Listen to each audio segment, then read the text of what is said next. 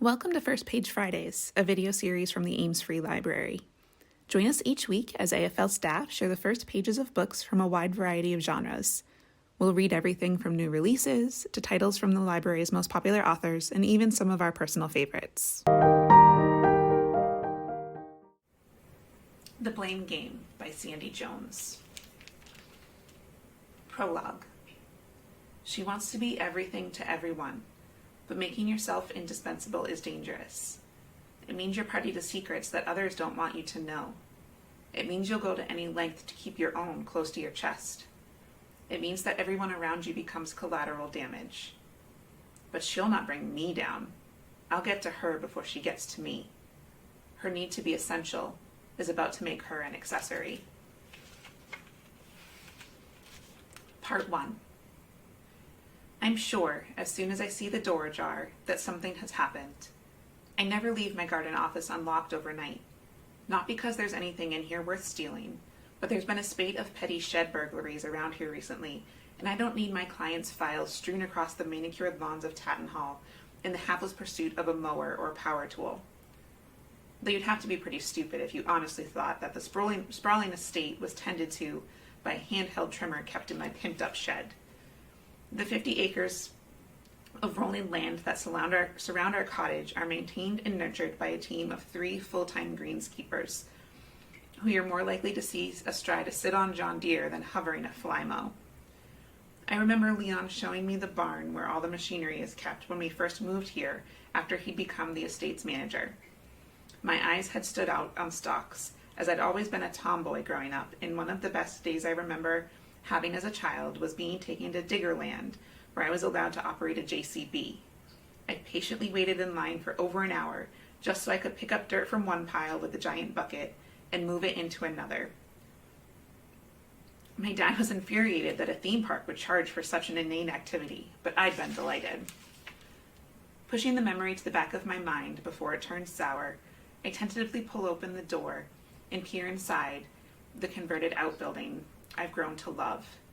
I expect to see my desk upturned and its drawers thrown across the room in frustration, as the lowlife realized that there wasn't as much as a skateboard on which he could make his getaway. But my workstation is still upright. The framed certificates proving my right to practice as a psychologist still hang dead straight on the wall, and the vase of flowers that I'd been sent by a grateful client still blossom, their optimism jarring against the unnerving sensation that is coiling around my stomach.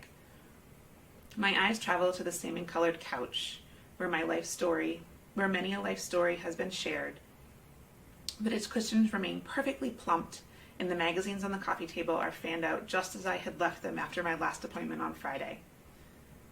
Nothing looks to have been disturbed, and I allow a little frisson of relief to ease its way across my shoulders, loosening the knot that has so quickly tightened there.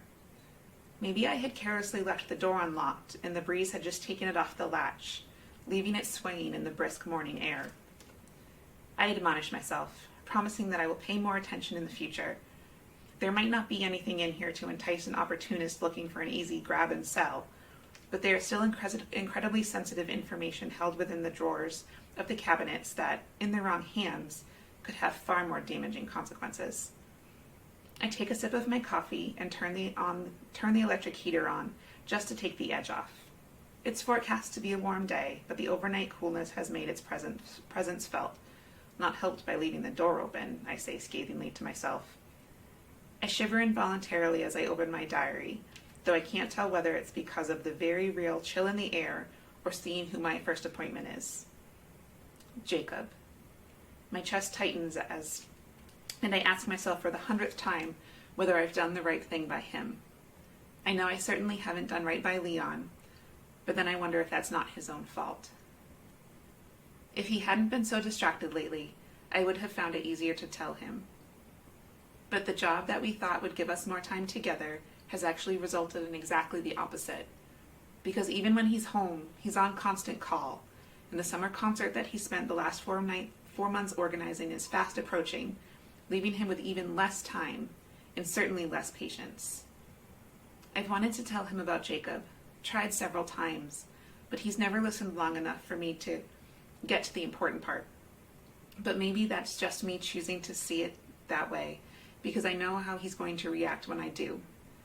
He'll no doubt take me to task for caring too much and going beyond the call of duty. But there's a reason for that.